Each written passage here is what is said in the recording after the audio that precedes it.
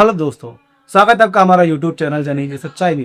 दोस्तों, अगर आप भी ज़मीन खरीद रहे हैं, अगर आप हिंदुस्तान में ज़मीन खरीदना चाहते हैं तो कौन कौन से ऐसे पेपर्स हैं जिसको आपको ध्यान देने चाहिए, कौन कौन से ऐसे पेपर्स हैं जिसको आपको ध्यान से पढ़ना चाहिए और उसके बारे में चेक करवाना चाहिए, जो कि आपको ये साबित करता हो कि वो ज़मीन एक्चुअल में ओरिजिनल है। ओरिजिनली बोलेंगे मतलब रियल ज़मीन है, कोई फंसने फंसाने वाली बात नहीं, कोई दिक्कत तो नहीं जमीन में। कैसे आप पता करेंगे ऐसे कौन से कागज है?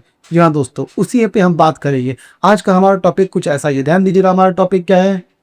जमीन खरीदने से पहले ये 5 कागज देख लो, वरना पैसा और जमीन दोनों डूबेगी। रजिस्ट्री से पहले की सबसे बड़ी चेतावनी। जी हाँ दोस्तों, रजिस्ट्री करने से पहले की सबसे बड़ी चेतावनी यही है कि ऐसे कौन से तरीके हैं उसको फॉलो करके आप अच्छी जमीन ले पाएंगे, और कौन कौन से ऐसे पेपर्स है जिसको आपको ध्यान में रख कर वो चेक करना है कि वो पेपर्स सही है कि नहीं। ध्यान दीजिएगा। हमारा पहला क्वेश्चन क्या है? हमारा पहला क्वेश्चन है कागज नंबर 1, मदर डीड।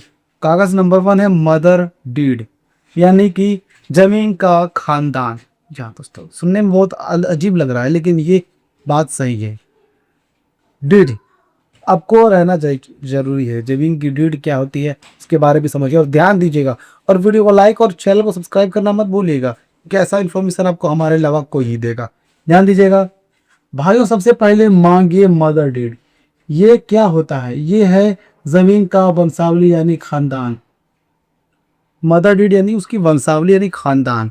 जैसे आपका खानदान होता है वैसे जमीन का भी खानदान होता है, सेम वैसे एग्जैक्ट समझिए। पिछले 30 सालों में ये जमीन किसके पास थी, उसने किसको बेची, फिर उसने किसको दी, ये सारा कच्चा चिट्ठा इसी में होता है। मदर डीड ये साबित करता है कि पिछले 30 सालों का पूरी जन्म कुंडली, पहले वो जमीन किसकी थी, उसके बाद वो जमीन किसको आई, ऐसे करते करते अभी उसका मालिक कौन है, ये सारी चीजें उसमें कच्चा चिट्ठा उसमें होता है, यानी पूरा चेन सिस्टम उसमें होता है। अगर इसमें कोई भी कड़ी गायब है तो समझो जमीन में झोल है। अगर इसमें कोई भी कड़ी, कोई भी लाइन अगर गायब है, उसमें कुछ अचानक चीज को बदल चुका है, समझ जाइए जमीन में कोई प्रॉब्लम है पहले से ही, और आपको बुद्धू बना करके जमीन को दिया जा रहा है। बिना इसकी जांच किए पैसा मत देना। बिना इसकी जांच किए 1 रुपया भी आपको एडवांस के तौर पे नहीं देना है। और एडवांस दे दिया तो भाई एडवांस गया, और बाद में पता चलेगा कि भाई जमीन तो ओरिजिनल है ही नहीं। ये दिक्कत ही दिक्कत है। आगे क्या है ध्यान दीजिएगा। अगला क्वेश्चन, कागज नंबर 2, ईसी यानी भारमुक्त प्रमाण पत्र। ईसी क्या है और भारमुक्त प्रमाण पत्र क्या है, इसके बारे में जान लीजिए। दूसरा ऐसा कागज, दूसरा सबमिट है ये। दूसरा सबसे जरूरी कागज इनकम्बरेंस सर्टिफिकेट यानी ईसी। भाइयों, कई बार मालिक अपनी जमीन बैंक में गिरवी रखकर लोन ले लेता है और फिर आपको बेच देता है। रजिस्ट्री तो हो जाएगी, लेकिन बाद में बैंक आकर आपके घर पर ताला मार देगा। दोस्तों, कई बार ये होता है कि जिस साथ जमीन खरीद रहे हैं उसने कोई प्रॉपर्टी लोन लिया होता है। प्रॉपर्टी लोन कैसे भी तरह का हो सकता है, जमीन को गिरवी रख करके वो लोन लिया रहता है, और आप उस जमीन पर रजिस्ट्री करा लेते हैं।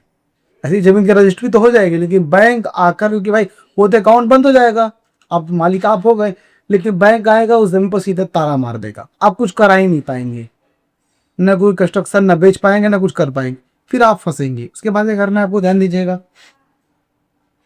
इसलिए तहसील जाकर 15 से 20 साल का ईसी जरूर निकाले और देखिए कि जमीन पर कोई बोझ तो नहीं है। इनकम्प्रेस सर्टिफिकेट जो होता है, ईसी होता है, ये चेक करने के लिए आपको तहसील जाना होगा।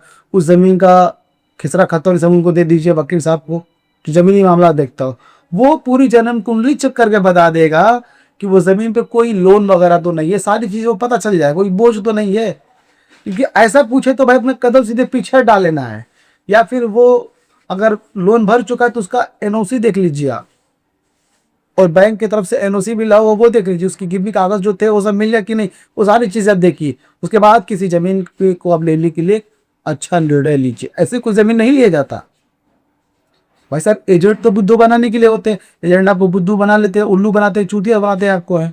सिर्फ 2% के लालची में एजेंट वैसी जमीन दिखा देगा, और आप बोलेंगे कि भाई साहब इस एरिया में तो 20 लाख रुपए की जमीन है और आपको मिल रही 15 लाख में, तो कोई तो बात है, इतना सस्ता क्यों मिल रहा है, जब उस एरिया की इतनी वैल्यू ज्यादा है। तो आगे बढ़ते हैं, क्या समझिएगा। हाँ, वकील से बिना कागज चेक कराए कोई भी जमीन कभी मत लीजिएगा आप लोग। कागज नंबर 3, दाखिल खारिज का लगान रसीद। दोस्तों कागज नंबर 3 है दाखिल खारिज और लगान रसीद। क्या है इसके बारे में समझते हैं। भाइयों, सिर्फ रजिस्ट्री से काम नहीं चलता। बेचने वाले के नाम की अप टू डेट लगान रसीद और दाखिल खारिज की कॉपी मांगी। अगर आप उस जमीन की रजिस्ट्री से काम नहीं चलेगा। अब क्या है, अगर किसी ने जमीन खरीदी है तो उसकी रसीद, जो रसीद है वो देखिए, और तो दाखिल खारिज का प्रोसेस हुआ है कि नहीं वो सारी चीज़ों की कॉपी देखिए आप। उसके बाद ही जमीन पे लेने के लिए तत्पर रहिए, क्योंकि ये चीज़ें बहुत ज़रूरी है। दाखिल खारिज नहीं है तो मान लीजिए बेचने वाला रामू है, लेकिन अभी भी उसी खतौनी पे नाम चल रहा है श्याम का, क्या रखिएगा, क्योंकि ऐसी रजिस्ट्री जो है मालिकाना हक साबित नहीं करता है। आगे बढ़ते हैं।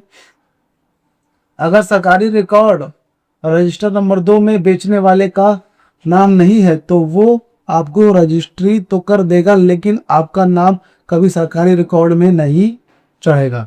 अगर मान लीजिए जो बेचने वाला है आपको जमीन बेच देता है, क्योंकि जो बेचने वाला जो विक्रेता है उसका नाम जो है रजिस्टर नंबर 2 में अगर नहीं है, रजिस्टर नंबर 2 में अगर उसका नाम नहीं है तो वह जमीन तो बेच देगा रजिस्ट्री में आपको, लेकिन आप मालिकाना हक कभी साबित नहीं कर पाएंगे, याद रखिएगा। जाहिर सी बात है रजिस्टर नंबर 2 में होना चाहिए, वही साबित करता है कि जमीन का मालिक कौन है, याद रखिएगा। फिर आप कोर्ट के चक्कर काटते रह जाएंगे। फिर उसके बाद आप कोर्ट के चक्कर काटते रह जाएंगे और परेशान रहेंगे आप कि अरे यार हम तो ज़मीन खरीदी थी, इसने हमारे साथ फ्रॉड कर दिया, ये कर दिया वो कर दिया, और इसको साबित करने में आपको आराम से 4-5 साल लग जाएंगे। यानी कि आपने ज़मीन भी खरीदी और एक तरह से बोझ भी ले लिया अपने सिरे, परेशानी से आप झेलते रहिए। आगे क्या है ध्यान दीजिएगा। कागज नंबर 4, जमीन का नक्शा और एलओसी। अब दोस्तों अगला है जमीन का कागज, नक्शा और एलओसी। क्या है इसके बारे में जानेंगे हम, ध्यान दीजिएगा।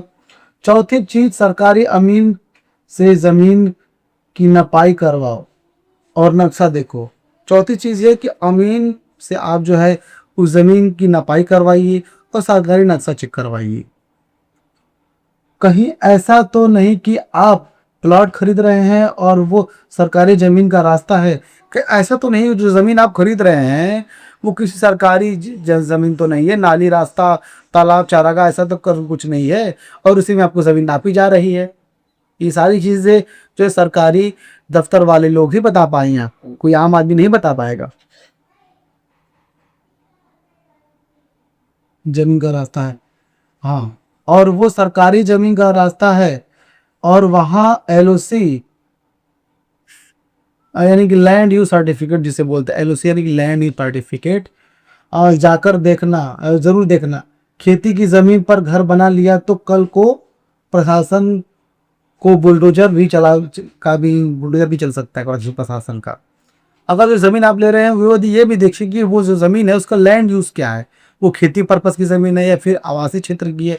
अगर आपको घर बनाना है उस एरिया में तो याद रखिएगा वो आवासीय क्षेत्र घोषित होना चाहिए। अगर आवासीय क्षेत्र की वो जमीन है तभी आप उस पर घर बना पाएंगे। अगर वो खेती की जमीन है उस पर अगर आप घर बना देंगे तो भाई साहब सीधा बुलडोजर को न्योता दे रहे हैं।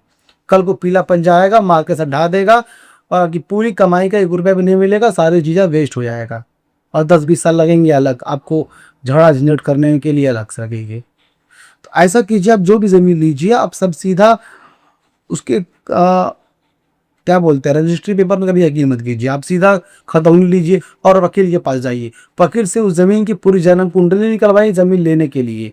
वही वकील जो जमीनी मामला देखता, किसी और वकील को नहीं पकड़ लेना है। अगर वकील कहता है ये जमीन लेने लायक है तब आप जमीन लीजिए, लेकिन सबसे पहले कब्जा लीजिए, उसके बाद आप जमीन की रजिस्ट्री कराइए। आगे बढ़ते हैं। अब ध्यान दीजिएगा, अब मैं आपको इसके हिसाब से अपनी सेफ एडवाइस कह देना चाहूँगा, ये ध्यान दीजिएगा। भाइयों, जमीन आपकी है, पैसा आपका है, तो सावधानी भी आपकी होनी चाहिए। इन 5 कागजों के बिना अगर रजिस्ट्री कराई तो समझो आपने अपनी बर्बादी पर दस्तखत कर दिए हैं। यहाँ दोस्तों इन कागजों के बिना अगर चेक करा, अगर आपने जमीन खरीद ली, समझ लीजिए कि अपना बेड़ा गर्क करने के लिए आपने उस पर दस्तखत कर दिया है। तो बिना कागज चेक करवाए, बिना सोचे समझे कोई जमीन मत लीजिएगा आप लोग। दोस्तों आपको ये वीडियो कैसा लगा? अगर आपको ये वीडियो अच्छा लगा तो वीडियो को लाइक कीजिए, चैनल को सब्सक्राइब कीजिए और इस वीडियो को ज़्यादा से ज़्यादा लोगों तक शेयर भी कीजिए, ताकि सभी लोगों को ये बातें पता चल सके कि ज़मीन खरीदने के लिए या फिर हिंदुस्तान में ज़मीन खरीदने के लिए कौन कौन से ऐसे पेपर्स हैं जो आपको चेक करना बहुत ही ज़रूरी है। अगर आपको कोई दिक्कत हो, कोई परेशानी, आप मुझे कमेंट करके जरूर बताइएगा। दोस्तों फिर मिलेंगे किसी नए वीडियो में किसी नए टॉपिक की तरफ, तब तक हमें दीजिए इजाज़त। जय हिंद दोस्तों।